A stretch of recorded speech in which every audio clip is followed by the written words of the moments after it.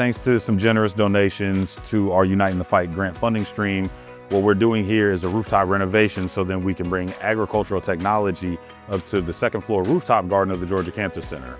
Now what we'd like to do after we get everything cleared out is we want to put aeroponic tower gardens here and some raised garden beds to grow produce in order to combat food insecurity among our cancer patients. Arugula, butter crunch lettuce, different herbs and spices, anything that actually is more anti-inflammatory for one's diet in order to reduce issues within the body, such as high CRP levels, IL-6, and other things that might be related to obesity and cancer. There are many cancer disparities that we have here within the state of Georgia, including the CSRA. We also have issues with the food environment, so food deserts and food swamps. Those are environments where people don't have access to healthy produce or they have more access to more pro-inflammatory food items. So your fast food stores, your convenience stores, corner stores, liquor stores, and things of that nature.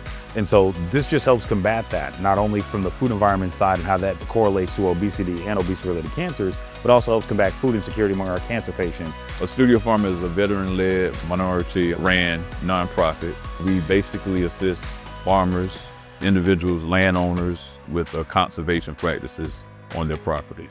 Dr. Bevel had mentioned there's a rooftop garden here, you know what I'm saying? I was definitely interested. I said, okay, now here we go. There's a lot of factors that play into urban infrastructures when it comes to gardening and farming.